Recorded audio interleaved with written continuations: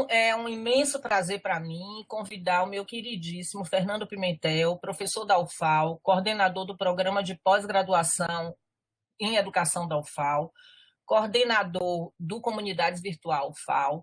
Assim, sou imensamente grata, porque ele fez algo que eu nunca imaginei que alguém ia fazer na vida, seria levar o Comunidades Virtuais para fora da Bahia, né? E desde que isso aconteceu, o ano passado, esse Comunidades Virtuais da UFAL, CV UFAL Alagoas, tem trabalhado de forma bastante intensa pelas coisas que a gente acredita. Não só pelos processos de formação na área de cultura digital e educação, mas especialmente na área de jogos. Jogos e as suas interlocuções com as diferentes áreas do conhecimento. Ele vai falar para vocês de duas defesas que são legais, se vocês tiverem interesse em assistir. Além disso, toda essa participação do Comunidades também no processo de desenvolvimento. Fernando vai estar com a gente no curso de jogos digitais aqui da Benditas, que, por mudanças da situação atual, vai ter que ser também através da educação remota, e aí é Fernando que vai começar a primeira disciplina sobre game e cultura. Então, assim, é um imenso prazer, Fernando, ter a oportunidade de você poder falar ao vivo e a cores para os demais membros do Comunidades na Bahia. Alguns lhe conhecem, porque estivemos com você o ano passado e você nos visitou também, né? Tivemos essa honra também. Então, assim, agradeço de coração, acho que a discussão hoje vai ser muito interessante, muito importante para as pessoas que têm interesse nessa área de jogos e na área de pesquisa na área de jogos. Mas também não só, porque às vezes as pessoas pensam assim, não vou assistir não esse negócio de jogo, não quero nem saber. Fica ali inventando esse negócio. Mas imagine que a gente que trabalha com a discussão de cultura digital tem que transitar, não tem que ser especialista. A gente tem que ser especialista naquilo que a gente escolhe para investigar. Mas a gente tem que conhecer de tudo um pouco. Então, chega de falar com a palavra meu querido Fernando, e agora a gente bloqueia nossas imagens e nossos microfones, porque senão fica complicado. Vou pedir só para Fernando fazer os convites que eu não fiz, que eu deixei para você fazer, e aí, com a palavra você, eu estou aqui, viu, Fernando? Qualquer coisa que precisar, estou aqui. Ok, vocês me escutam bem?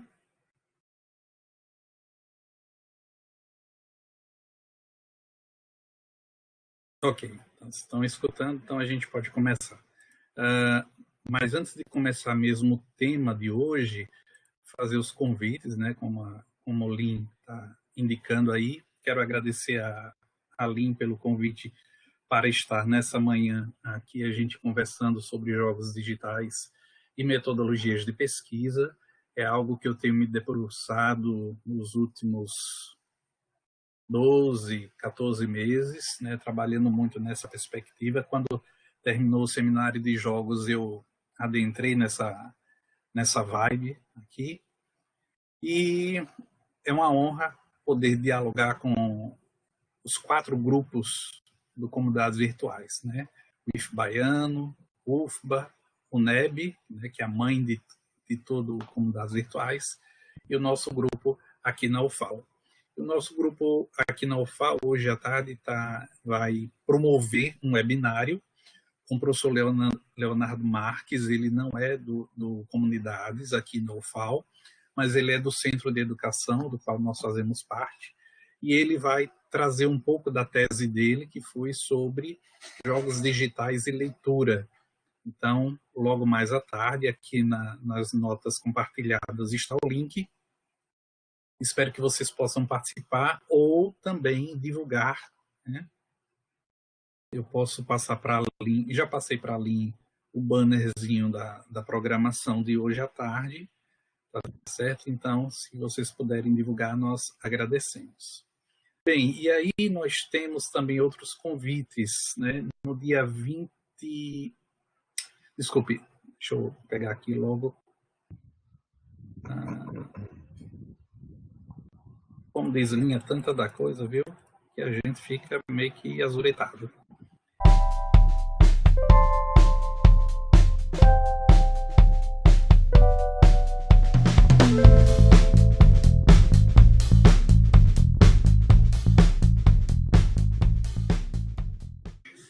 Muito bem, é com essa música que a gente começa. Primeiro, porque essa música ela tem uma mensagem muito importante para todos nós, e principalmente nessa situação que nós estamos vivendo. Então, que a gente possa se perceber nessa música, mas também começar a refletir sobre o tema, né? Por que nós escolhemos essa música para trabalhar sobre jogos digitais e metodologias da pesquisa? Talvez vocês estejam escutando um ruído de divulgação aqui na rua. Vou deixar passar um pouquinho.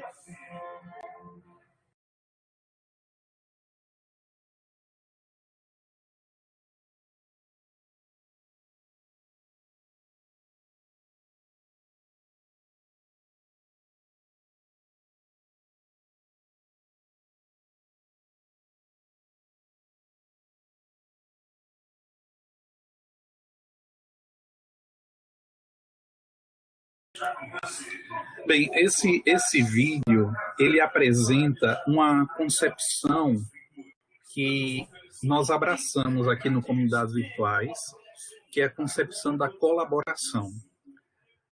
Cada um desses artistas aí do vídeo, eles poderiam muito bem tocar, cantar e brilhar, porque eles são capacitados, porque eles são especialistas naquilo que fazem. E ficaria bonito se só um deles estivesse cantando, se só um deles estivesse tocando.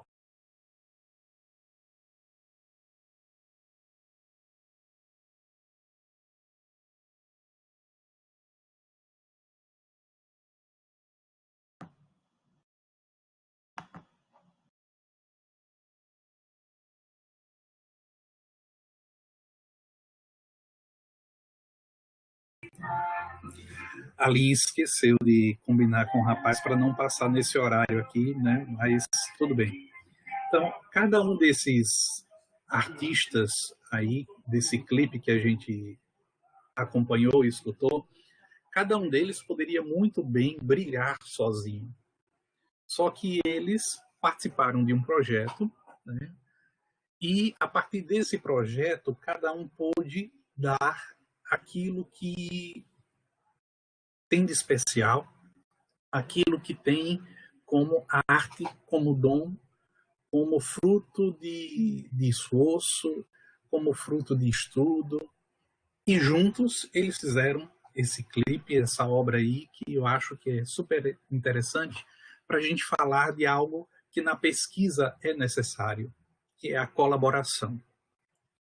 Por mais que existam momentos que nós precisamos estar sozinhos, isolados, escrevendo, lendo, estudando, nós acreditamos que toda pesquisa precisa de colaboração, precisa de interação, né? Precisa de um grupo para que a gente possa se sustentar e ser mais forte.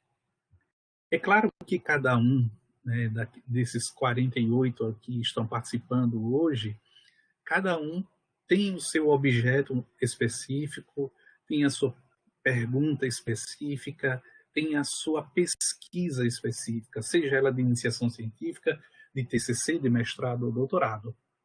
Mas, cada vez mais eu me convenço que nós precisamos ter um projeto comum de pesquisa, que nós precisamos estar discutindo, atrelando as concepções teóricas, epistemológicas, metodológicas, tentando compreender como é que os membros deste grupo estudam. Nós vamos todos estudar da mesma forma? Não. Nós vamos todos fazer a mesma pesquisa? Não. Mas alguns pilares precisam ser conhecidos por todos. Até porque às vezes nós estamos estudando, lendo um livro, um texto, um artigo, ou simplesmente assistindo um filme, e aí a gente lembra, não da nossa pesquisa, mas pesquisa do outro. E aí a gente pode colaborar também com a pesquisa do outro nesse sentido. Quantas e quantas vezes uma pesquisa de base que nós fazemos serve para que outras pesquisas mais específicas sejam realizadas. Então, esse vídeo introdutório da nossa conversa hoje exatamente para apresentar o que nós defendemos aqui. Nós defendemos uma pesquisa colaborativa, uma pesquisa não de estrelas, não de pessoas isoladas, mas de um grupo forte, coeso, que sabe onde está, sabe onde esteve e sabe onde quer chegar. Muito bem. Metodologia de pesquisa, jogos digitais. Por que a gente está trabalhando nessa perspectiva? Por que pesquisar sobre os jogos digitais, sobre os games? Primeiro, eu costumo defender que nós somos pesquisadores e, como pesquisadores, nós temos que fugir muito daquilo que está emprenhado, aquilo que está amarrado no senso comum. Nós precisamos trabalhar com fenômenos, com fatos e com teoria. E qual é o fenômeno hoje que chama a atenção? Hoje, mas eu digo assim, em termos de pesquisa, ele é muito atual. É muito atual. Né? Se a gente for olhar para a história da pesquisa, ele é muito atual.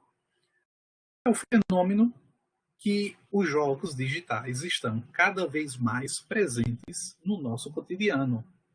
Seja de uma forma mais concreta enquanto artefato, enquanto jogo mesmo, seja enquanto disseminação dos seus elementos. Quantas e quantas vezes nós utilizamos até as expressões, essa vida é um jogo, aqui a gente está para ganhar, não está para perder. Quantas e quantas vezes nós utilizamos no nosso jeito de falar, no nosso diálogo, nas nossas expressões, elementos que são dos jogos, ou que vieram dos jogos. Tá? E isso mostra, claro, que esse fenômeno não está distante, esse fenômeno está junto da gente, e esse fenômeno ele não é algo separado, não é algo, ele está guardado naquela caixinha e naquele momento eu vou estudar. Não, ele está no nosso cotidiano. Tá? Se a gente for criterioso o suficiente, se a gente pudesse passar agora 3, 4 horas assistindo qualquer programa de televisão, uma série, um filme, a gente ia encontrar palavras, expressões que são próprias dos jogos e que estão em outras esferas da vida, em outros momentos da vida. Tá? Então, esse é o fenômeno. E esse fenômeno nos chama a atenção. Esse fenômeno inquieta pesquisadores no mundo inteiro. Tá certo? É o terceiro maior ranking de faturamento. Né?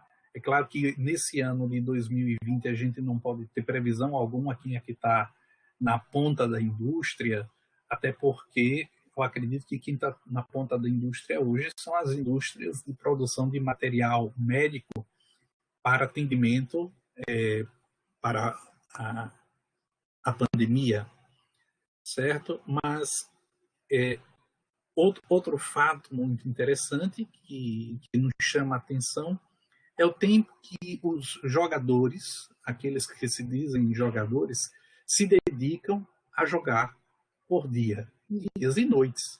Né? E também cada vez mais intensa a criação de ligas de jogos digitais, de campeonatos de jogos digitais, sejam eles realizados de forma presencial, física, né? Aqui em Alagoas, aqui em Maceió, de vez em quando a gente vê no shopping center, né, montado lá um stand com vários computadores e as pessoas jogando. Aí em Salvador não é diferente, mas a gente vê também campeonatos que são realizados virtualmente, né, em ambientes totalmente virtuais. Esses jogos digitais, esses jogadores estão cada vez mais criando novas linguagens, novas expressões. É uma coisa bastante interessante, e eu acredito que Leonardo vai falar disso logo mais à tarde, mas o jogo ele é transmediático. Né? Da mesma forma que ele ultrapassa o artefato jogo digital, indo para a literatura, indo para os filmes, indo para as séries, a gente vê que ele também propõe novas linguagens e novas expressões. Se você pudesse hoje a gente não pode, mas se a gente pudesse chegar em qualquer livraria, a gente iria ver que tem uma seção totalmente dedicada à literatura baseada em jogos ou literatura que acabou sendo transformada em jogos digitais, né? Essa transmediação dos jogos digitais com outras plataformas, com outros artefatos, é um outro fato que nos chama a atenção. Novas formas de interação social, e hoje a gente está vivendo isso muito claramente, né? Nos últimos 3 meses, a gente teve que incorporar no nosso cotidiano novas formas de interação social, já que a interação social física ela está minimizada, né? Então a gente não pode mais se encontrar fisicamente, a não ser em casos que realmente seja necessário, ou aquelas pessoas que estão trabalhando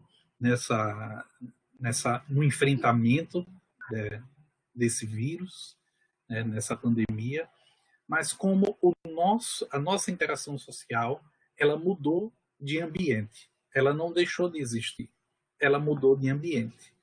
E essa mudança de ambiente, ela cria também outros fenômenos que precisam ser estudados, que precisam de investigação.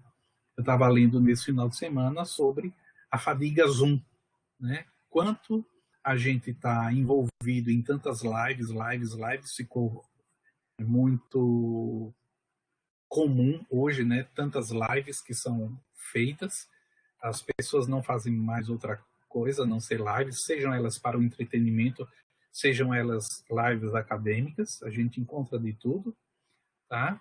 Só que eu já também começo a perceber que nós estávamos numa curva de ascendência, né, desse tipo de interação social, mas que está deixando de ser novidade, está deixando de ser atrativo, e pela quantidade de coisas, o número de pessoas que participam também está diminuindo.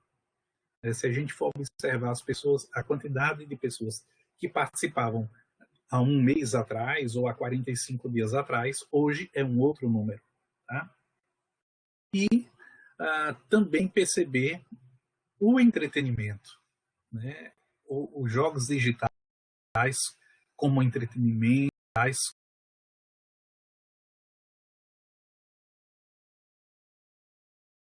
né? Como produção intelectual, como produção científica, como produção artística e como produção para o enfrentamento de situações de saúde. Tá? Então, a gente tem também um leque de jogos digitais que são elaborados, preparados, pensados, construídos para o enfrentamento de situações de saúde. Então, nós trabalhamos nessa perspectiva do fenômeno e dos fatos, e a gente começa a pensar: por que os jogos atraem diferentes tipos de pessoas? Como é que a gente pode ir para além do game over? Ou seja, é interessante estudar o jogo pelo jogo, a gente vai ver isso daqui a pouquinho, mas também o que é que está ao redor do fenômeno. O jogo, ele não nasce pronto. Quantas pessoas são envolvidas na produção de um jogo? Né? Então, game design, se for um jogo para uma aplicação educacional, então você tem que ter o pedagogo ou aquele que é especialista na área educacional, você precisa ter um músico, você precisa ter pessoas que são visionárias, criativas, né, para pensar e não ser apenas uma reprodução daquilo que já existe. O que ocorre nos processos de interação do jogador com essa mídia? Eu estou lançando essas perguntas para provocar exatamente aquilo que a gente gosta de trabalhar aqui, né? parir a luz, né? Fazer com que a gente possa pensar, sair da nossa caixinha, sair do nosso mesmismo, né? Me desculpem a palavra, mas de vez em quando a gente está tão, outra palavra que a gente usa aqui, tão bitolado nas mesmas coisas, nós precisamos, às vezes, de um chacoalhão, de um empurrão, para a gente sair da mesma perspectiva. Outra coisa que a gente tem observado, enquanto fenômeno, é a sociedade e a relação de amor e ódio com jogos digitais. Se nós temos aqueles que são aficionados e defendem com unhas e dentes, nós temos aqueles que são muito céticos. Né? Agora, não que está todo mundo muito preocupado com a questão do Covid, mas até janeiro, fevereiro, tudo que acontecia de ruim, de quem era culpa? Dos jogos digitais. Né? Então, se entrasse alguém com uma metralhadora matando um grupo dentro de uma igreja, porque ele aprendeu jogando tal jogo. Se alguém derrubou um avião, né? Porque ele aprendeu jogando tal jogo. Então, a gente sempre foi buscando, a gente não, mas um grupo da sociedade sempre foi buscando nos jogos digitais, por meio de uma demonização desse fenômeno, né? Como sendo ele o causador de todas as coisas erradas que existem no mundo. E aí nem 8, nem 80, né? O equilíbrio está no meio, já dizia Aristóteles. Então a gente precisa nem ser tão aficionado, não tão apaixonado, para achar que vai ser a salvação da lavoura, ou acreditando que vai ser caindo no canto da sereia, ou que são as piores coisas que acontecem no mundo são devido aos jogos digitais. Nós precisamos também estudar essa relação de amor e ódio. Né? Por que as pessoas se envolvem nessa relação de amor e ódio? Tá? A educação foi a área que mais produziu pesquisa sobre os games. Porém, todavia, entretanto, contudo, né, nós estamos, eu espero fechar até agosto uma pesquisa que nós estamos fazendo sobre as investigações de mestrado e doutorado realizadas sobre jogos digitais, mas o que eu já posso dizer aqui para vocês é que, apesar do número excessivo na área da educação, não conseguimos ainda romper o muro da escola. Mas não só jogos digitais, as próprias tecnologias. Isso nós estamos vendo hoje. Né? Saiu uma pesquisa aí nesse final de semana, na Folha de São Paulo, desse final de semana, dizendo que de cada 10 professores, 8 não sabem usar as tecnologias para dar aula. E nessa situação, onde o isolamento social exige que a gente possa conduzir minimamente que seja as nossas atividades acadêmicas, hoje é uma grande dificuldade. Tá? E a reitora da Universidade Federal do Rio de Janeiro dizia na semana passada: nós precisamos acabar com a tecnofobia. Nós temos um grupo muito resistente, principalmente na área da educação, que não aceita o uso das tecnologias para mediação pedagógica. Então, apesar de um número imenso de pesquisa, um número imenso de publicação de artigos, de livros, de estudos, de teses e dissertações na área da educação sobre tecnologia, ainda não rompemos o muro da escola, ainda não rompemos o muro da universidade. A gente está vendo isso agora, a gente está vendo isso claramente. Tá? Então a gente precisa também estudar esse fenômeno. Vocês estão colocando algumas coisas aqui no bate-papo. Juro a vocês que eu não estou acompanhando, mas depois eu vou ler todas, tá certo? O Lin depois pode até se surgiu alguma pergunta no final, Lin vai recuperando as perguntas e eu vou respondendo. Tá joia? Bem,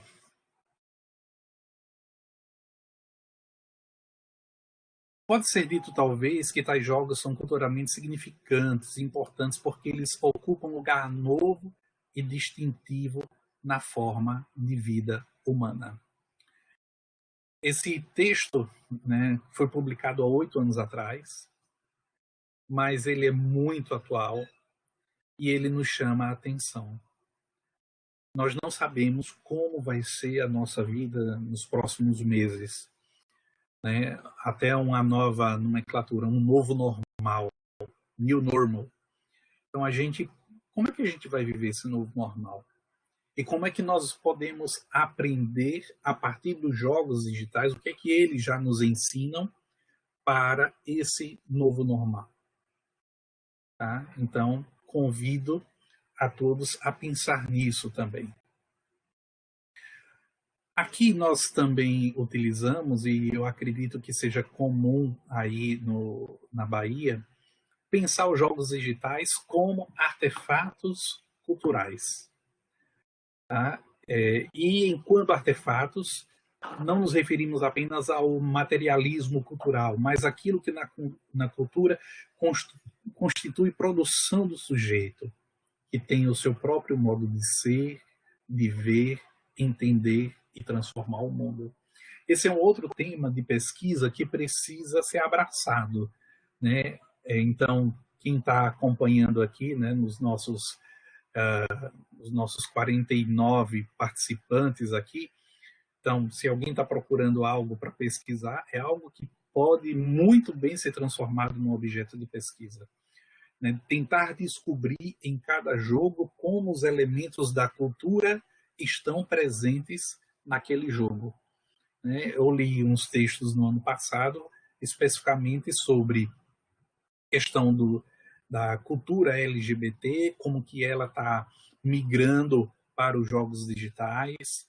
No SB Games que participamos lá em Curitiba, Lin estava lá, também tinha um grupo grande da UNEB, e Lin estava saindo da UNEB, estava indo para a UFBA na época, já tinha toda uma série de pesquisas que bebiam dessa questão cultural.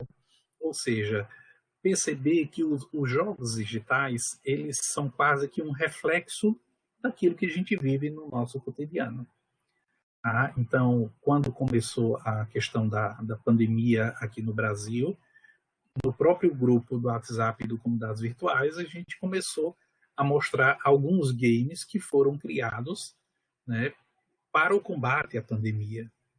Né? Então, a cultura, aquilo que está acontecendo na sociedade, reflete na produção dos games, como também os games podem refletir um diálogo constante entre a indústria, entre a universidade e a sociedade. Né? E isso a gente não pode deixar de fora. Bem, ok. Feito esse preâmbulo, percebendo qual é o fenômeno, percebendo alguns pilares, percebendo os fatos que nos fazem investigar, que nos fazem pesquisar sobre os jogos digitais, a gente se pergunta, quero estudar sobre os jogos digitais, mas por onde eu começo?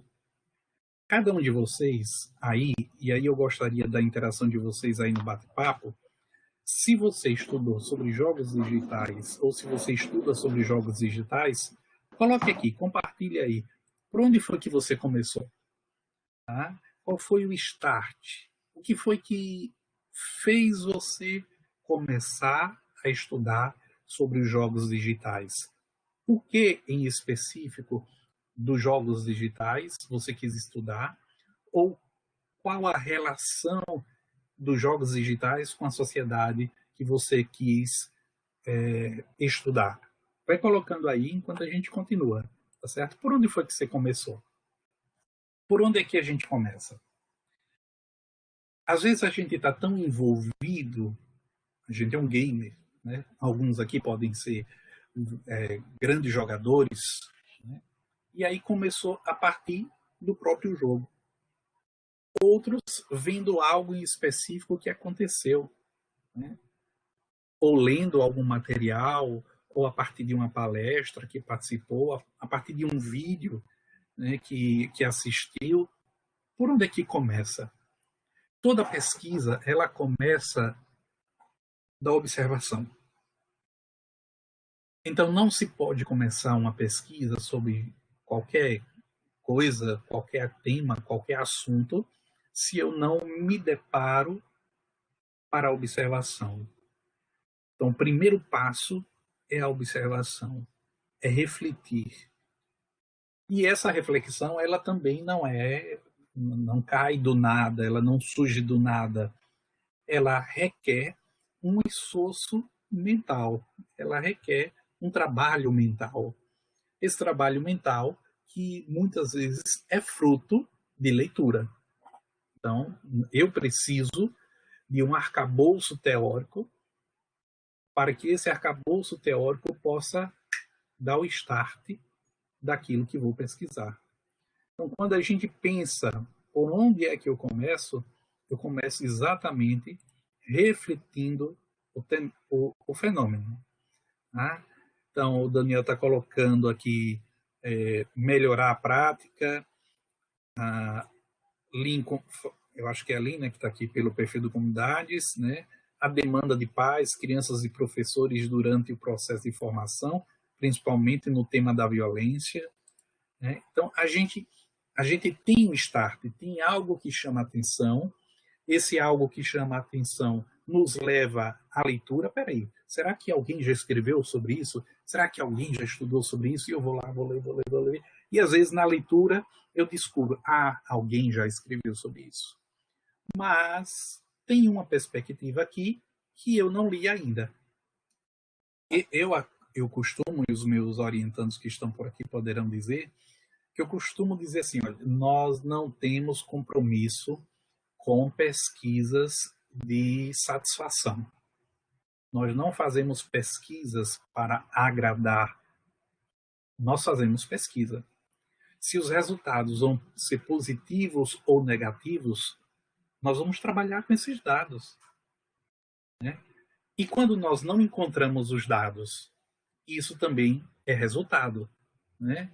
Então, não ter resultado também já é um resultado. Então, a gente precisa também compreender que a pesquisa que nós vamos fazer, ela não tem um compromisso de dar certo naqueles objetivos que nós criamos. Nós precisamos entender que nós fazemos pesquisa, seja ele qual for o resultado. Agora, o que vai ser feito com aquele resultado, aí é outra história. Aí é outro encaminhamento. Tá certo? Bem, aqui na UFAL, nós fizemos um estudo, né? Nós indicamos esse livro. Depois, se alguém não tem o livro, eu posso passar ele em PDF. Tá? Nós fizemos um estudo. Aqui nós passamos 2 meses estudando. Um mês nós trabalhamos a perspectiva qualitativa, no outro mês a pesquisa quantitativa. É um livro bem interessante, mas ele não é o único. Né? Ele é um livro interessante para a gente começar a pensar como a gente vai fazer as nossas pesquisas sobre jogos digitais. E aí ele trabalha nesses 4 pilares, ou nessas 4 perspectivas. Né? Então, primeiro, abordagens qualitativas para o estudo de jogos. Então, aqui é o estudo do jogo. Tá? Então, o objeto do estudo é o jogo. Eu vou estudar aquele jogo. E aí eu posso utilizar essas perspectivas aqui, né, nessa coluna. Análise formal da jogabilidade, analisando o tempo nos videogames e estudando jogos do ponto de vista da informação. Então, são 3 perspectivas. Veja, eu quero estudar sobre o jogo Fortnite agora, nessa época de pandemia. Ok, tudo bem, você quer estudar isso, mas a partir de que ponto metodológico? É a análise formal do jogo? É a análise do tempo? É a análise do jogo enquanto produtor de informação, de comunicação, de interação? Vejam, para cada uma destas perspectivas, há um encaminhamento metodológico.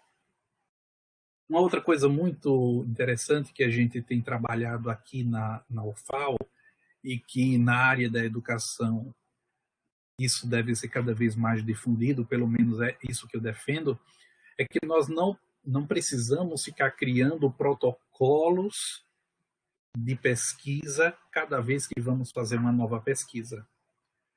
Mas nós podemos aproveitar de protocolos que foram desenvolvidos em outras pesquisas.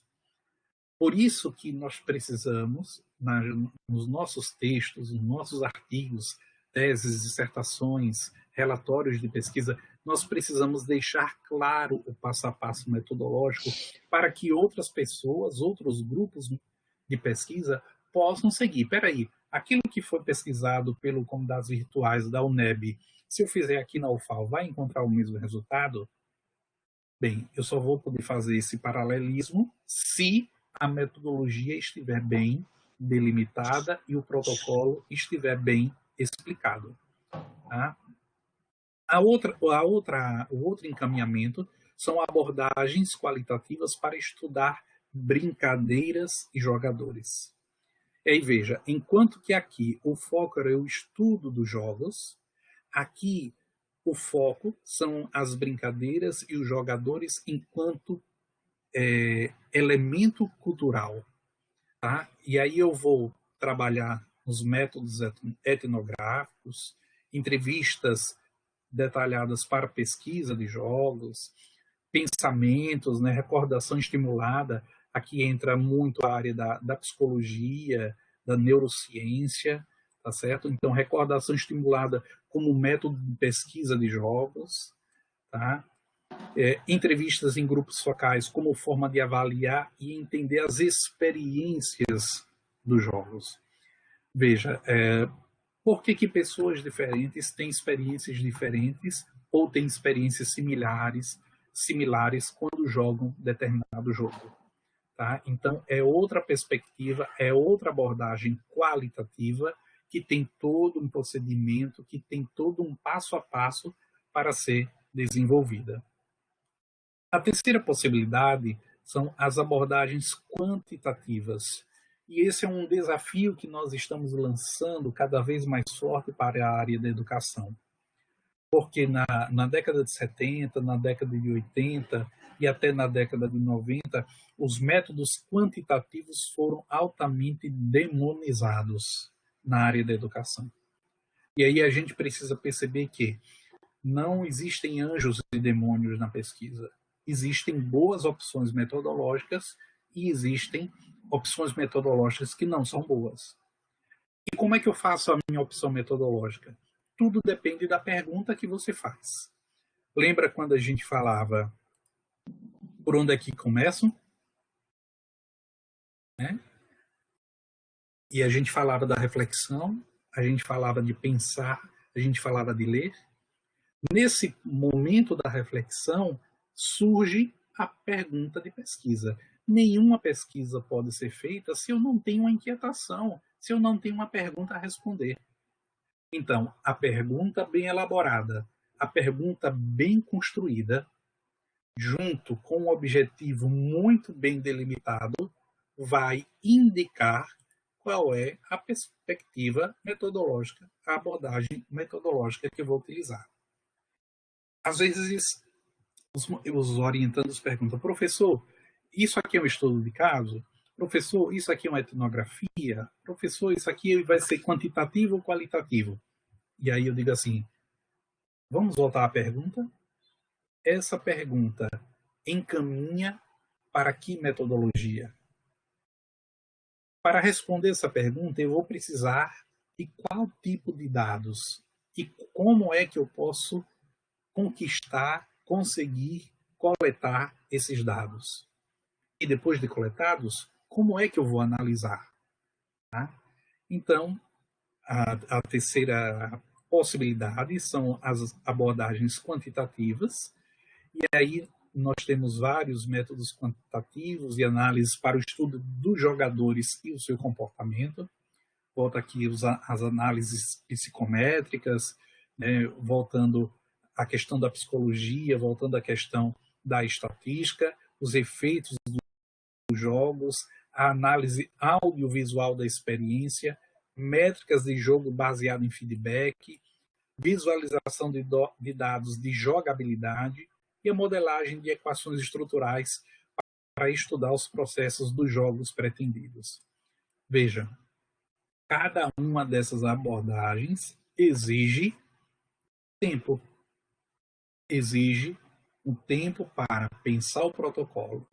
Primeiro, descobrir se já não existe um protocolo que possa atender a pesquisa, ou algum que possa ser adaptado, ou algum que possa casar protocolos diferentes, ou a necessidade de um novo protocolo. E aí, uma coisa que a gente tem chamado bastante atenção também é que esses protocolos, juntamente com os instrumentos de coleta de dados, eles precisam ser validados. Tá? Então, a gente precisa ter esse rigor metodológico, porque nós não temos compromisso com a pesquisa de satisfação, mas nós temos compromisso com a ciência. Esse compromisso com a ciência exige rigor científico. É deixar de pensar como leigo e começar a pensar cientificamente. Na área da educação, eu creio que aí também vocês devem perceber isso, a gente tem a tendência de utilizar alguns jargões ou algumas palavras. Por exemplo, a escola deve, os pais devem, os professores devem. A gente começa a dizer no texto da gente que todo mundo deve tudo. Será? Com base em que eu posso dizer que eles devem fazer isso ou não devem fazer aquilo? Quais são os dados que me revelam que é necessário fazer aquilo? Porque é importante que a escola abra agora o seu espaço para os jogos digitais. Quem disse que é importante? A partir de que e a gente pode dizer que é importante ou que não é importante? Porque tal metodologia é mais significativa ou é mais... falar em significativo é uma palavra que a gente tem encontrado em tudo quanto é texto, né? E as pessoas sem base alguma do que seria a aprendizagem significativa. Bem, por fim, quando a gente está observando a partir do livro de métodos de pesquisa, os métodos mistos, né?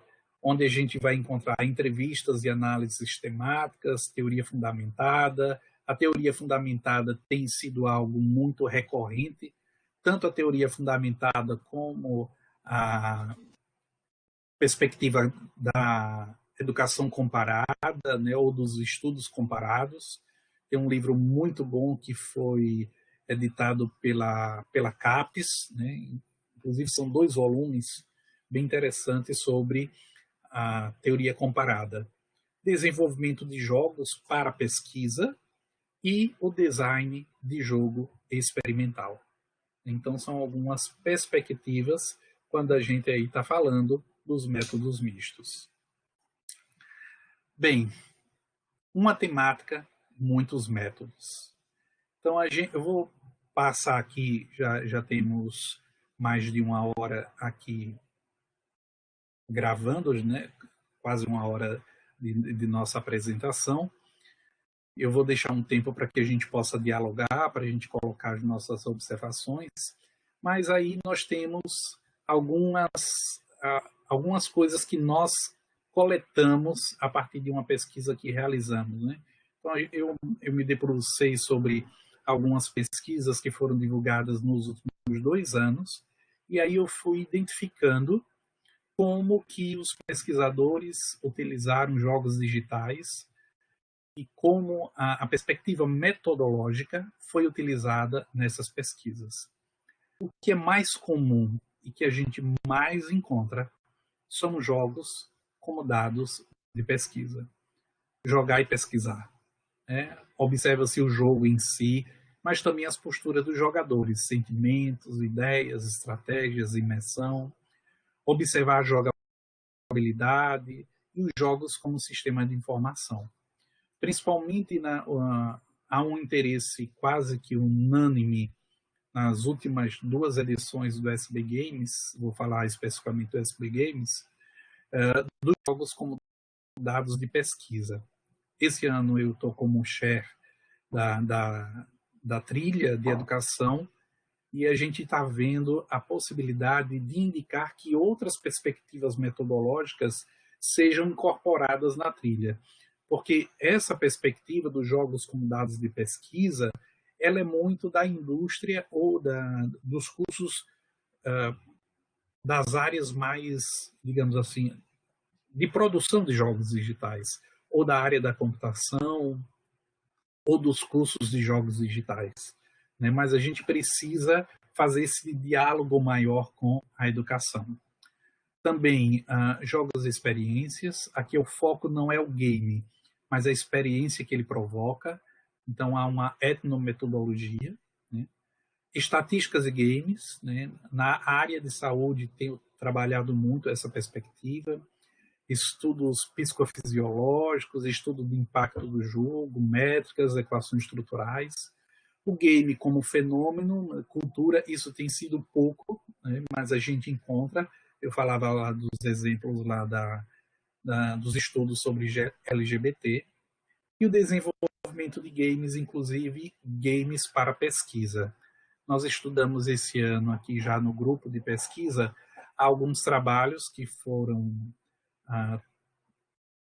escritos e publicados nessa perspectiva, mas a gente viu que é uma área que ainda tem muita carência. Nós precisamos ainda desenvolver muita pesquisa nessa área do desenvolvimento dos jogos e jogos para o desenvolvimento de pesquisas. Sem esquecer o entretenimento, é claro. Né? Bem, elementos da pesquisa. Primeiro, essa natureza interdisciplinar. Né?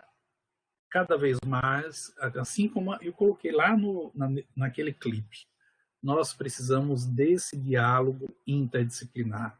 Nós precisamos trazer para o diálogo pessoas que não têm a mesma visão que nós temos, para que a gente não fique naquele diálogo com pessoas que acreditam no que acreditamos. Senão a gente não sai do lugar.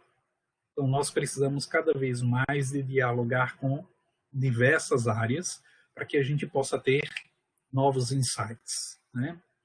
Algumas áreas de interesse para pesquisa orientada a jogos, então estudo de usuários, dinâmicas comunitárias, análise do design dos jogos, técnicas de design, desenvolvimento, design gráfico, suporte e ferramenta, marketing de produtos e modelo de negócios. Essa questão de modelo de negócios tem algo que nós encontramos, inclusive, alguns editais que a gente não consegue concorrer, porque às vezes nós estamos tão acadêmicos que esquecemos desse diálogo com a indústria, com a área da administração, a área de negócios. E nós precisamos fazer esse diálogo. Quase terminando. Então, pesquisar sobre jogos digitais requer um quadro conceitual bem elaborado, e eu tenho visto que às vezes a gente está citando sempre os mesmos autores e esquecendo que outros autores, inclusive internacionais, precisam ser lidos, precisam ser referenciados. Não é simples, não é fácil, mas é possível, tá certo? Os videogames, né, trazendo essa tradução do videogames são assembleias de forças, de afetos, de vires pré-pessoais, são multiplicidades, né? Não são sistemas fechados. Em vez disso, são abertos a infinitas variações e invenção. E aí, se eu pudesse deixar como mensagem hoje, uma mensagem de chamamento, né, de convocação, para que nós possamos nos abrir a esses sistemas, a descobrir nos jogos não aquilo fechado, não aquilo enclausurado, apesar do isolamento, às vezes, nos remeter a isso. Tá? Algumas temáticas, e agora o pessoal que está aí esperando a hora de ver, peraí, o que é que eu vou estudar sobre jogos? Aqui eu vou lançar algumas temáticas que eu vejo que ainda são necessárias para o desenvolvimento de pesquisas, tá? E isso pode ser ampliado, tá? Isso aqui foi só uma lista que eu fiz e que está disponível para todos vocês. Então, algumas temáticas que seriam interessantes. É claro que essas temáticas são muito abrangentes, nós podemos ser mais específicos a partir do nível da pesquisa que a gente vai fazer, né? Seja ela de iniciação científica, um TCC de graduação, mestrado ou doutorado, ou pós-doutorado.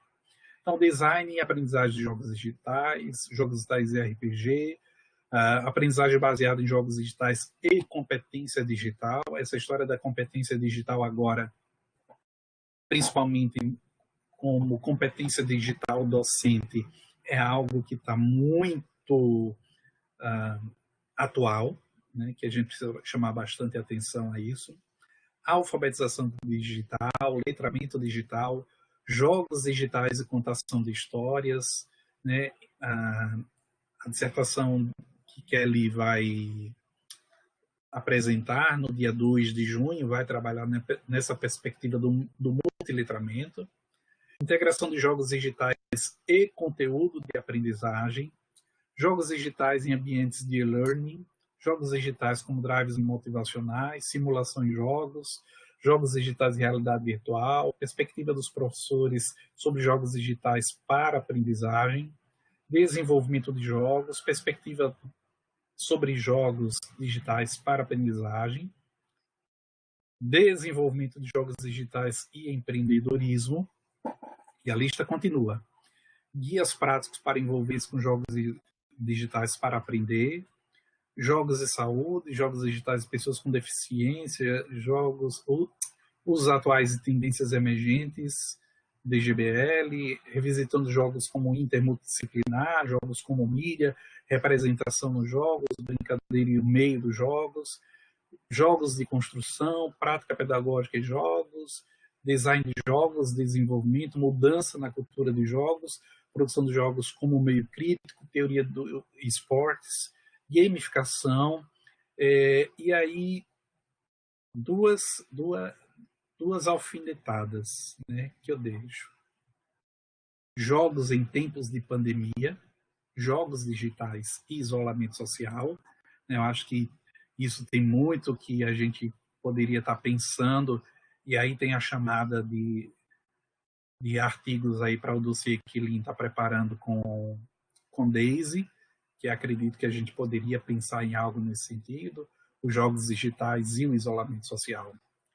E outra coisa que eu tenho chamado muita atenção, que eu tenho trabalhado aqui, que é outra provocação, outra alfinetada, que eu deixo para que todo mundo possa pensar, é quando a gente começa a falar dos jogos digitais e aprendizagem, e uma denominação comum quando a gente diz jogos educacionais ou jogos educativos. Será que isso existe? Bem, se eu tenho uma definição de jogos educativos, significa que existem jogos que não são educativos. É claro, tá certo? Então, vamos pensar comigo. Se eu estou dizendo que existem jogos educativos, significa dizer que existem jogos que não são educativos? Será?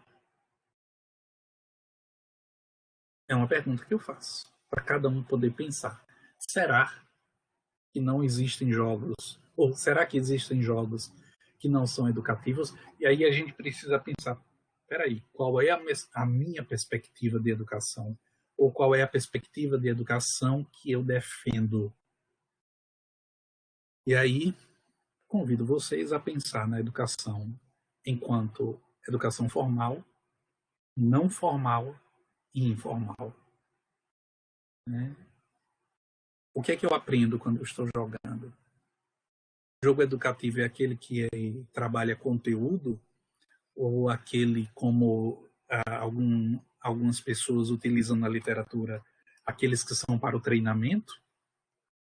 Bem, na minha concepção, e eu tenho dialogado muito aqui com o pessoal em Alagoas, é uma percepção muito minimalista, ou uma percepção ainda muito preconceituosa.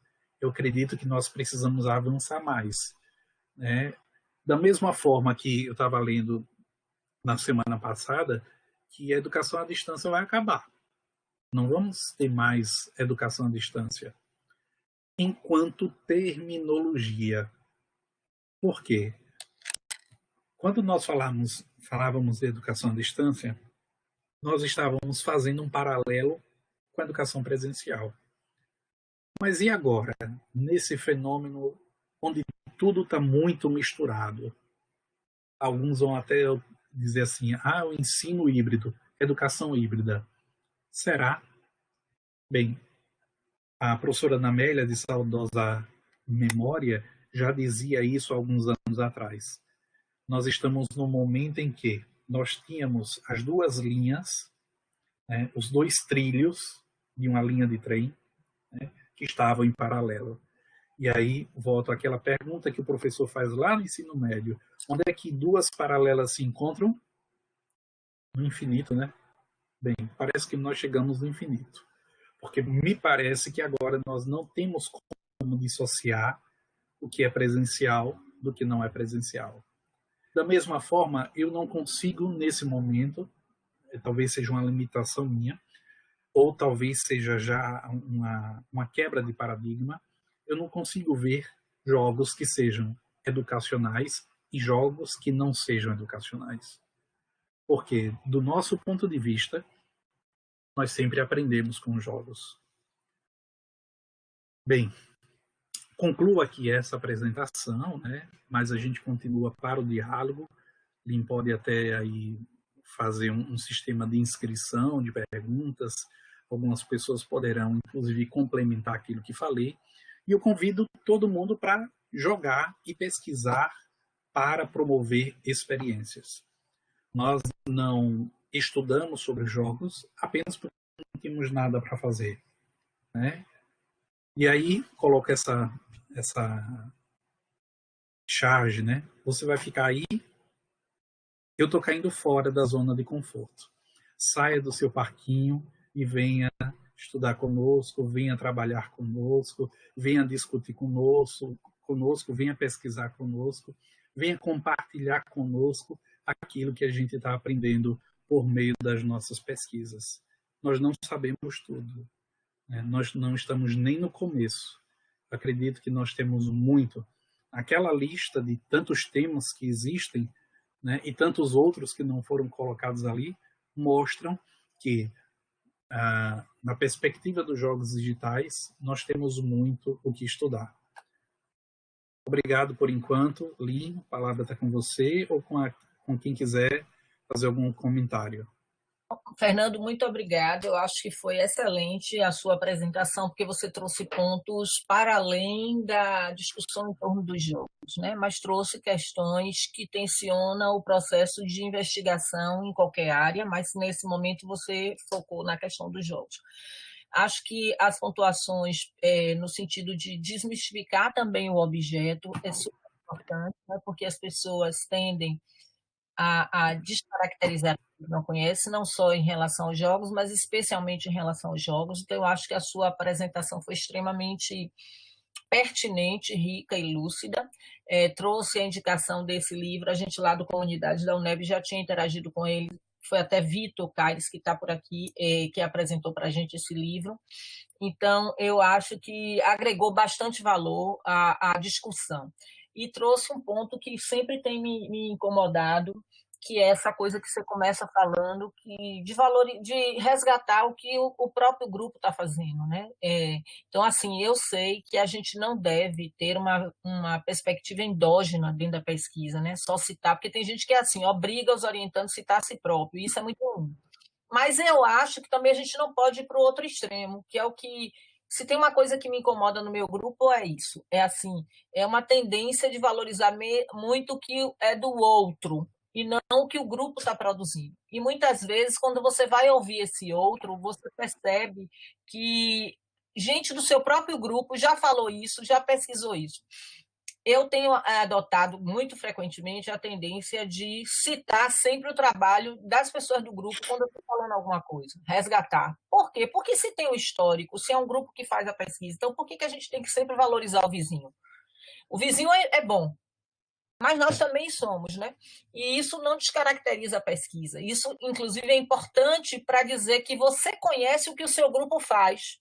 Porque muitas vezes eu percebo que as pessoas estão no grupo e não conhecem ou não querem conhecer o que o seu grupo faz.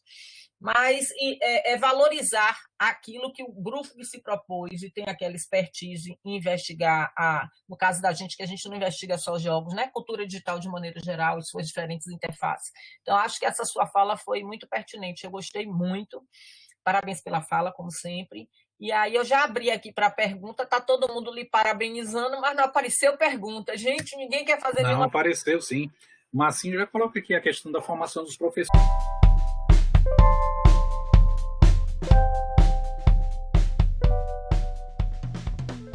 Bem, olha, nisso eu posso falar de cadeirinha, né? Trabalho com formação de professores, tanto na pedagogia, como também em outras licenciaturas, né? Na biologia, na química, na matemática, na geografia. E esse é um grande desafio, como formar professores. Porque, veja, nas licenciaturas em específico, o currículo é elaborado, né? O projeto do curso é elaborado tendo em vista o específico do curso, né? Então, no curso de biologia, os alunos estão preocupados em aprender biologia, né? As questões pedagógicas, elas são escanteadas. E aí, não só a questão pedagógica, mas as questões da tecnologia, e aí entra a questão dos jogos digitais, né? Por mais que nós tenhamos boas intenções ou algumas ações de formação, essa formação ainda não ultrapassa, né, os muros da universidade quando ela acontece. Só para ter um fato, né, uma questão que me inquieta bastante. Nós temos um curso de pedagogia de 3.800 horas, mas só temos uma disciplina de 80 horas que trabalha específica para trabalhar tecnologias digitais. Veja, num curso de 3.800 horas, só 80 são para trabalhar tecnologias digitais. Como é que o professor vai incorporar, entender, como é que ele vai pensar num projeto de intervenção, como é que ele vai pensar num projeto didático, se ele não tem essa experiência na sua formação?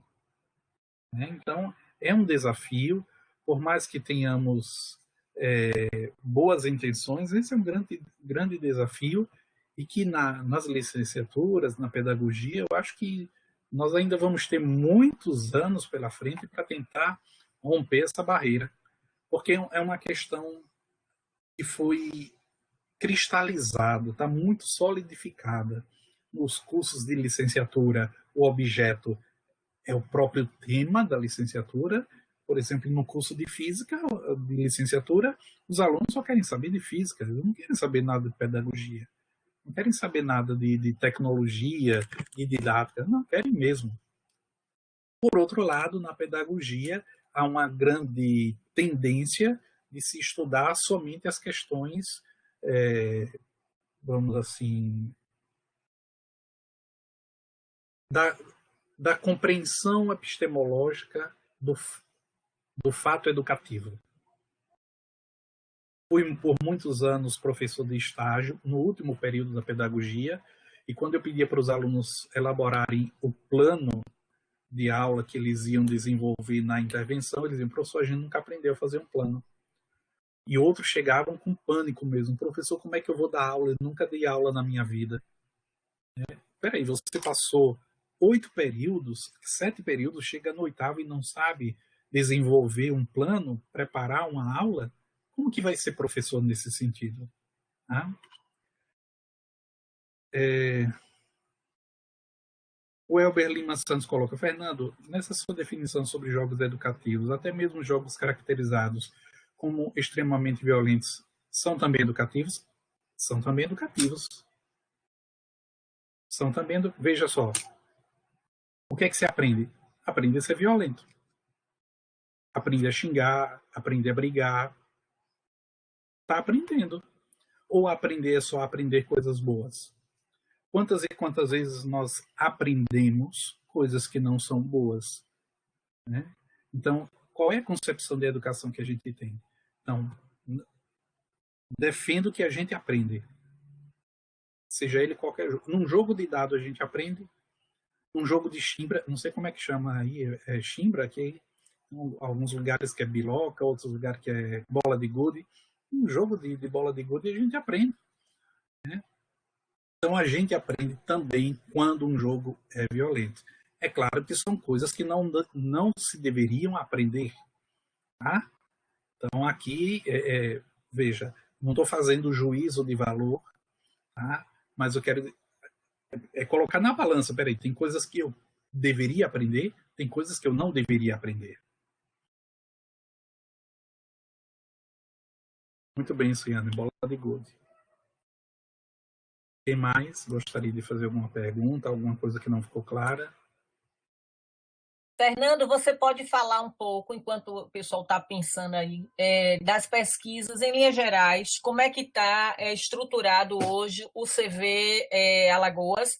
Tipo, tem frentes, por exemplo, como a banca que vai ter de realidade aumentada, tem o pessoal que trabalha com letramento, e tem o pessoal que trabalha com jogos, e também tem o povo de desenvolvimento. Então, assim, como é que está? Dá para a gente uma visão panorâmica de como é que está organizada digamos assim, as linhas de pesquisa aí, não é?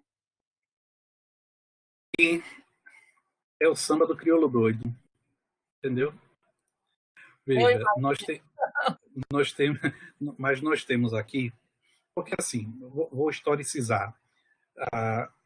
Até o ano passado, nós não tínhamos comunidades virtuais aqui, tá? Então, nós estávamos no grupo que é liderado pelo professor Luiz Paulo, tem mais de 15 anos, que é o TIC4PROD, e esse grupo de pesquisa já estudava algumas coisas dos jogos digitais. Por exemplo, nós tínhamos o Douglas, que você teve na banca dele, né, no mestrado, onde ele fez um jogo de RPG. Nós tivemos o Gilmer, que você também estava na banca, que foi os dois orientandos de Luiz Paulo. E Gilmer estudou sobre a gamificação no MOOC. Tá? Mas aí, quando eu me associei ao programa, eu me associei já numa tendência de fazer ou de encaminhar as orientações para este campo de pesquisa específico dentro das tecnologias digitais. E aí nós tivemos os 3 primeiros mestrandos que defenderam, 2 trabalharam a perspectiva da gamificação. Essa é uma temática muito forte aqui no Comunidades Virtuais da UFAL. Entender a gamificação, entender o fenômeno da gamificação, e nós ousadamente elaboramos o conceito de gamificação que a gente segue, tá certo? Para além de alguns conceitos aí, né, dos vizinhos, então a gente tem um conceito que a gente defende. Então nós tivemos o João e o Daniel que trabalharam com essas pesquisas de gamificação, e tivemos o Ricardo que trabalhou sobre o esportes, né? Ricardo que inclusive aí foi ao NEB, foi com você na UFBA, dialogou um pouco aí com os grupos, e foi um tema que a gente abraçou e desenvolveu. Depois desses 3, nós tivemos aí, e nós temos hoje, né, o Rafael Oliveira, que também está trabalhando a gamificação mais relacionada à formação do professor de matemática. A Itaíse, com outro tema da gamificação, que é como é que nós avaliamos numa perspectiva da gamificação. Então, quando a gente gamifica uma experiência de sala de aula, como é que a gente avalia, tá certo? A aprendizagem dos alunos, é a avaliação da aprendizagem. A Itaíse deve defender, creio que no próximo mês ou em julho, né? Ela está nos finalmente. Nós temos o Wellington, que também está trabalhando na gamificação, mas na formação de professores. Ele elaborou um curso para professores, para que os professores aprendam a gamificar as suas aulas. Temos a Kelly, que vai defender agora no dia 2 como a relação da gamificação, alfabetização e letramento. Temos a Lilian Franciele, que vai defender sobre metodologias ativas. A Marcele, que está trabalhando na questão da sala de aula invertida, são temas paralelos, né, àquilo que a gente faz. Temos o Marcos, que está aí com... já fez o convite também, que é a realidade aumentada no ensino de ciências e biologia. A gente está tendo uma interlocução muito interessante com o pessoal, com professores da biologia e com professores da química, né? Então, são professores que têm nos procurado para esse diálogo. Então, nós estamos desenvolvendo essas pesquisas e agora estão entrando no nosso grupo mais 2 mestrandos e 2 doutorandos, que a gente está afinando, né, as pesquisas, refinando, né, o projeto de pesquisa que eles submeteram. Ainda vamos continuar com, pelo menos um deles vai continuar com a perspectiva da gamificação, mas a gente vai trabalhar também com as perspectivas dos jogos digitais, metacognição. São algumas coisas que a gente tem trabalhado e que a gente tem aprofundado por aqui. Massa, Fernando, deixa eu te falar. A gente tem inscrito Vitor, Bruna e Iva. E eu queria combinar que, se não tiver mais alguém, a gente vai fechar em Iva. Mais alguém gostaria de falar, por causa do nosso tempo também, porque eu percebi que quando é uma palestra, para baixar um vídeo, eu baixar, mandar para o YouTube um vídeo de 2 horas, Fernando, eu levei 4 dias, briguei com a Vivo, tive que aumentar a velocidade. Mais alguém? Então fica Vitor, Bruna e Iva. Com a palavra, Vitor. Assim acrescenta mais alguma coisinha aqui. Então, aí Mas depois, você é boa de briga. brigo mesmo. Depois de Iva, você pode fazer as suas considerações e aí a gente dá o fechamento. Bom dia, professor, bom dia a todos, todas. Eu gostaria de fazer, primeiro, parabenizar a sua palestra, que realmente trouxe muitas contribuições e discussões relevantes para a área. E gostaria de fazer um complemento em relação à perspectiva da educação e os jogos violentos, muito embasado até na pesquisa de Lean do Game Over, né, que traz uma contribuição muito relevante para essa área, quando percebe que existe nos jogos violentos uma perspectiva de aprendizagem que, para além do universo, para além daquilo que obviamente se pode aprender do que não, talvez não devesse ser aprendido, mas que em que medida a gente também não é importante ser exposto a determinado tipo de conteúdo e abrir reflexões sobre ele. E o que a Lean traz também nesse sentido é a possibilidade de aprendizados sobre aspectos emocionais e não apenas sobre o conteúdo, mas a possibilidade que o jogo oferece de catarse, que é uma discussão que tem desde de Aristóteles e Platão, né? E como viu do teatro, especificamente sobre esse universo, essa discussão me é muito cara, que é uma discussão em que Platão colocava para fora o comediante, colocava para fora o ator da República Ideal, pois ele levava para a cena coisas que não deveriam ser aprendidas, enquanto a perspectiva de Aristóteles traz a compreensão de que aquele universo traz também a exposição a determinados assuntos e a determinadas formas de estar no mundo que poderiam ser, inclusive, repensadas a partir desse contato, a partir do conceito de catarse, né? De se colocar de se colocar no lugar daquele que infringe determinados desvios em relação ao padrão social vigente, e a partir justamente desse contato, desse momento em que você extravasa essas emoções ou esses desejos, você poderia se ajustar melhor ou até refletir sobre ele, né? Porque nem sempre o ajustamento é a melhor solução. E essa, inclusive, eu acho que é uma das coisas mais interessantes do drama, da forma dramática de se contar uma história, porque ela não... Por mais que o autor tente fechar um juízo, tente criar uma verdade a partir daquela construção, sempre o outro lado está lá. E é inevitável que se construa identificações, inclusive, com aquele que não se esperava que se construísse. E há aí, na minha perspectiva, uma riqueza muito grande, inclusive do ponto de vista educacional, pela abertura de reflexões e pelo exercício das emoções. Veja só, Vitor, esse diálogo que nós precisamos fazer com o campo da filosofia, ele é mais do que necessário.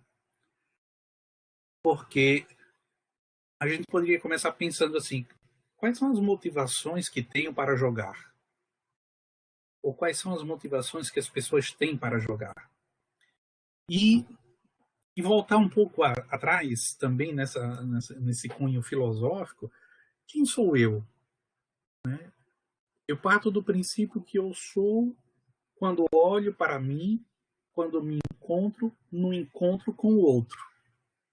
Né? Eu não me basto, eu não sou eu sozinho. Eu sou eu enquanto eu na relação com os outros. O Fernando é Fernando quando ele é Fernando também em relação com os outros. Na sua relação com a família, na sua relação com as pessoas na rua, com a relação com os professores, colegas, na relação com os alunos. Então, eu sou eu, enquanto eu, quando me encontro com os outros. E esse eu? Por que busca os jogos? Né? Quais são as motivações? Quando busco os jogos, busco com que finalidade? É para me encontrar com os outros? É para aprender alguma coisa? É para extravasar, como catarse que você falou? Então, essa perspectiva, esse diálogo dessa perspectiva filosófica é muito interessante, é muito significativa e nós precisamos, sim, estar atentos a ela, para a gente não ficar apenas no aspecto técnico, no aspecto da jogabilidade, mas também descobrir aquilo que está um nível abaixo, né? No nível das motivações ou no nível das inquietações, né? O que é que nos motiva e nos inquieta para jogar. A Iva estava... Eu estou copiando as perguntas para não ficar difícil para você acompanhar. Aí, Iva, eu tenho 3 perguntas aqui, a de Iva, a de Marcílio e a de Camel, e Bruna ficou de digitar. O Elton botou a última. Então, okay. eu vou falar para você não ficar procurando aqui, e aí a gente encerra. A de Iva, ela gostaria de saber sobre as tendências de pesquisa em jogos digitais com idosos. As tendências com idosos no Brasil ainda são, vamos dizer assim, limitadas. A gente precisa olhar para aquilo que aí, Lin, a gente precisa olhar para os vizinhos, né? A gente precisa olhar para os nossos patrícios, até porque, como na Europa nós temos uma comunidade idosa maior que o Brasil, então as pesquisas com idosos e jogos digitais na Europa, ela já está um pouco mais adiantada, nós temos mais experiências que no Brasil. A Dilson, que nos acompanha aqui, pode trazer algumas experiências sobre os Exergames, né? Algumas experiências de pesquisa dos Exergames na questão da fisioterapia, na questão do desenvolvimento da saúde, né? E ontem eu estava vendo também uma pesquisa de sociabilidade, como que os idosos, que já existe uma tendência de isolamento do idoso, ele tem se utilizado das tecnologias para essa sociabilidade. Então, é outra coisa que a gente poderia investigar, né? Principalmente agora nessa situação que a gente está vivendo. Mas tem várias experiências significativas. Lin, no Virtual Educa que teve aí da Bahia, nós tivemos uma professora que falou dessa experiência com idosos, esqueci o nome dela. Lembra dela? Camila é nossa pesquisadora aqui da UNEB, que vem investigando já há algum tempo essa relação dos jogos e dos idosos, porque ela é pesquisadora, o doutorado dela, a dissertação e o doutorado dela na área de saúde coletiva foi com idosos. E agora ela tem recortado, ela já tem algumas publicações, né, na área, e Iva lhe perguntou isso porque ela faz o doutorado lá com Ana Veloso, Isso, Ana Veloso. Aveiro e Universidade de Porto, e Ana Veloso trabalha bastante com isso. E Iva está trabalhando com ela. Iva é professora da UNEB, lá de Juazeiro, e trabalha na Universidade da Terceira Idade. Por isso, essas questões de Iva. E Camila participou da banca dela. Ela conhece Camila. Eu amo Juazeiro, mas adoro Petrolina. São dois. Agora vamos para a segunda pergunta. Massinho falou o seguinte, que ele gostaria de trazer para o debate a questão de transferência de aprendizado com jogos para o cenário não game, se você puder falar. Aí depois disso a gente tem, acho que é Camel que pronuncia, né, de Bruna e de Diego, e aí a gente fecha. Tá. Veja, se na pedagogia a gente tem a transposição didática, ou seja, o que é que aquilo que eu aprendi no contexto educacional eu posso aplicar ou eu posso desenvolver em sala de aula, existe também, né, uma possibilidade de se buscar identificar, o que não é fácil, quais são os aprendizados que eu estou tendo e que eu estou levando para o meu cotidiano. Por exemplo, uma das coisas que é muito fácil nesse sentido de identificar é o aprendizado de língua estrangeira. Então, as escolas de língua estrangeira utilizam muito, né, essa perspectiva de quais são as dificuldades. São muitas as dificuldades. Primeiro que o currículo está tão fechado em si mesmo que a gente não encontra, né, perspectivas para a inserção dos jogos como possibilidade didática, né? Então, é um problema de formação, mas também na formação ninguém tem uma aula, nenhum professor teve aula de como usar o livro em sala de aula, ou como usar o quadro negro em sala de aula. São coisas que a gente vai aprendendo, observando, a gente vai aprendendo nas experiências, então a gente tem que se lançar também para a experiência dos jogos. Nós temos uma coisa que é muito séria, que é a questão do currículo, porque, quer queira, quer não, as pessoas ficam, né, os supervisores pedagógicos, coordenadores pedagógicos ficam perguntando, professor, e quando é que você vai dar o assunto? Professor, você tem que dar tal assunto, principalmente se for no ensino médio, né? Então, os pais perguntam, e isso está tão impregnado na nossa cultura que quando a criança chega, o adolescente chega em casa e o pai pergunta, como foi sua aula? Não teve aula não, hoje foi só um joguinho, né? Ou então, não, o professor não deu aula não, fez só uma dinâmica.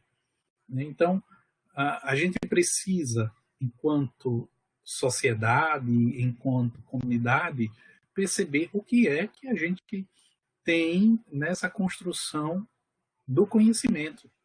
A gente não aprende só quando está lendo, a gente aprende quando está lendo, sim.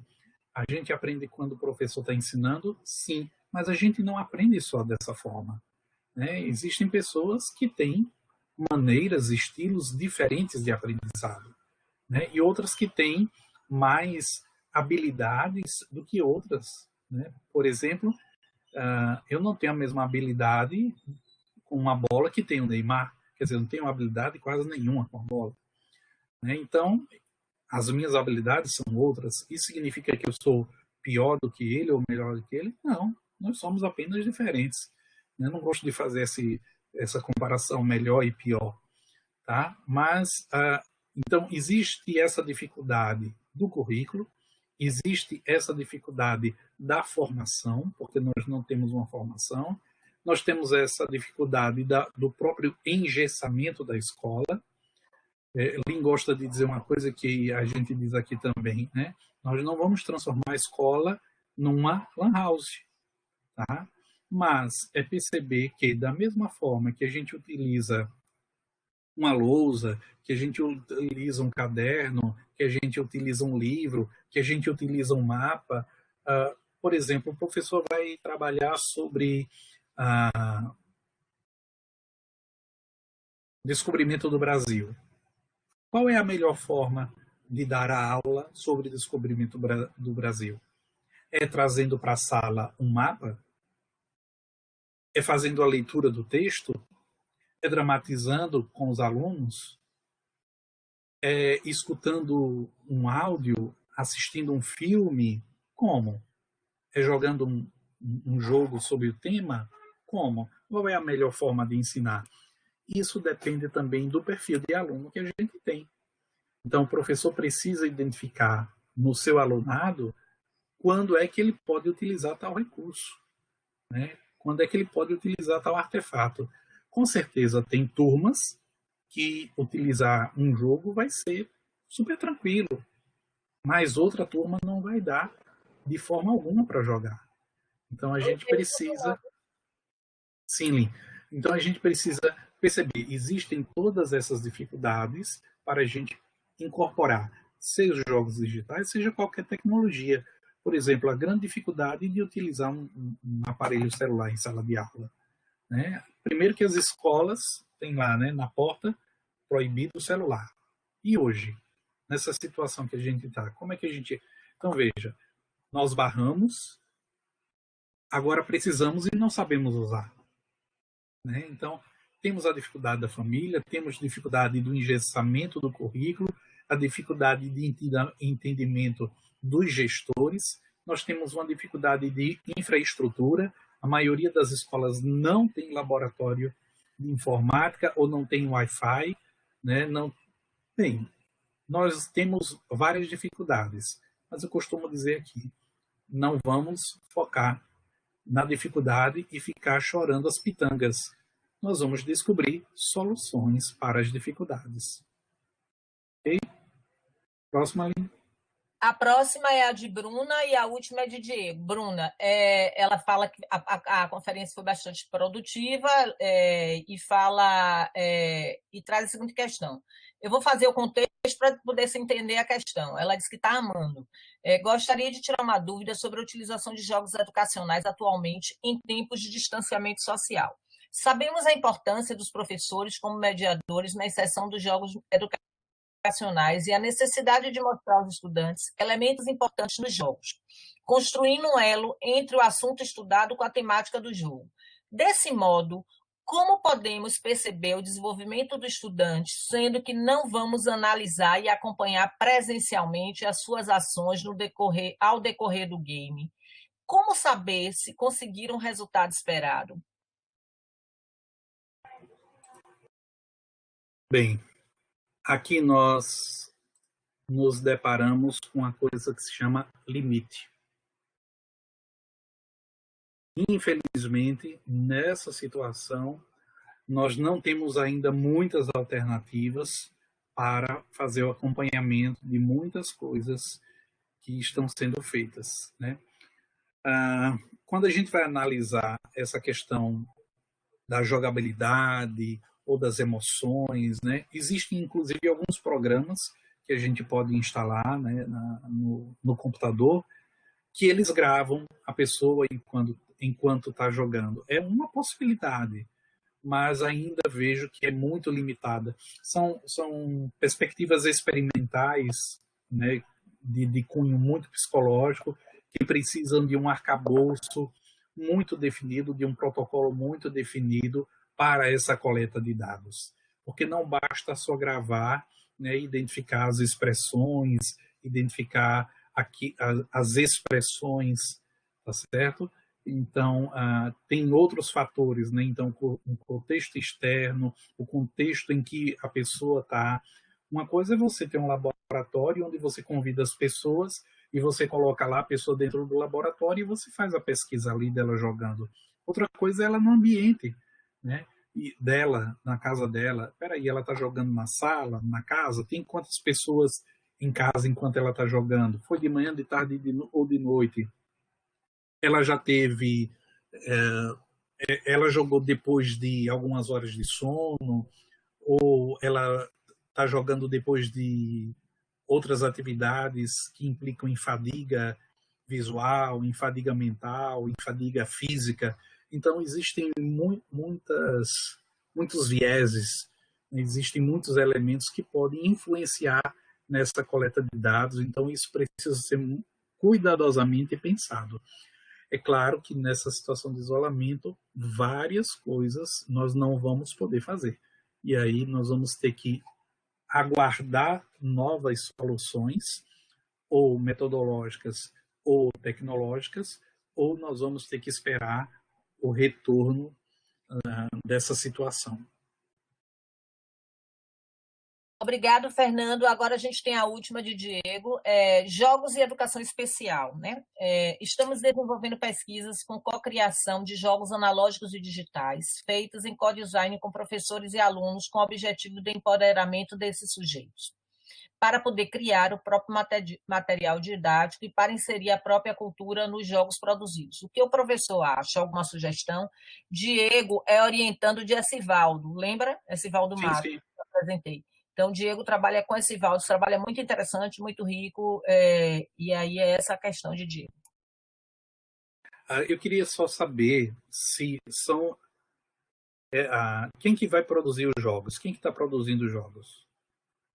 Na verdade, os professores produzem sob a supervisão de Diego, do grupo de pesquisa, mas eles produzem juntos, entendeu? Co-criação. Porque o Festivaldo tem muita gente da área de desenvolvimento, que eles são da computação, mas eles são da computação, a computação em diálogo com a questão da educação.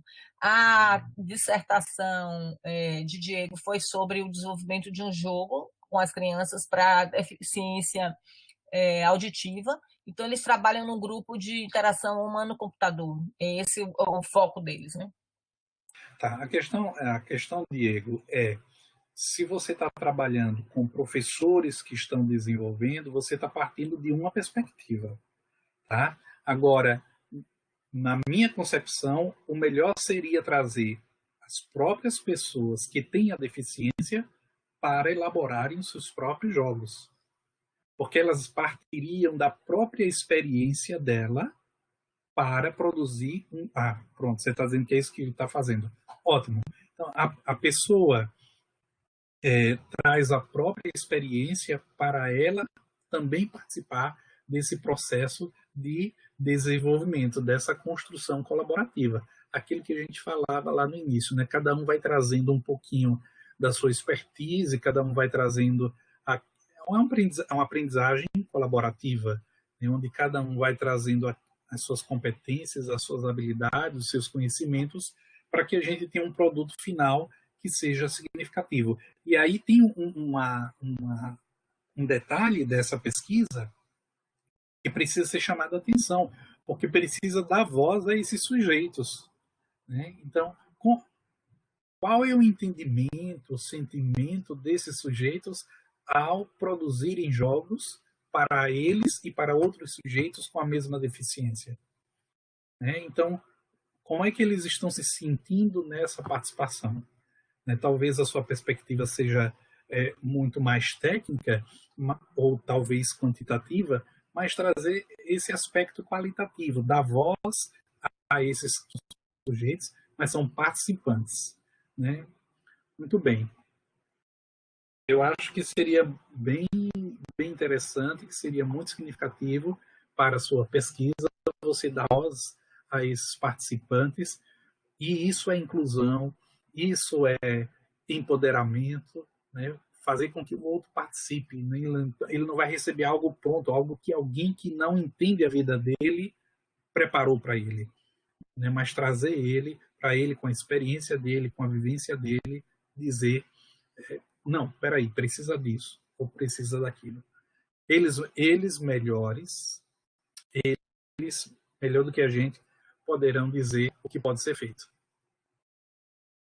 É isso, eu acho, eu agradeço, acho que tem muito mais coisas que imagino que as pessoas gostariam de perguntar, mas tudo, como o Fernando falou, tem um limite, né? E hoje aqui a gente já tem um limite. E é bom que fique esse gostinho de quero mais, para que vocês possam estar procurando e investigando. E aí eu vou pedir a Fernando para ele fazer as despedidas finais, e aí eu fecho a nossa reunião. Gente, eu quero agradecer imensamente a cada um de vocês pela participação, a Aline pelo convite, pela parceria, pela confiança, né? Saber que nós estamos nessa troca, para mim ela é muito significativa, ela é muito importante. Nós existimos porque vocês existem, né? E a gente pode fazer esse diálogo.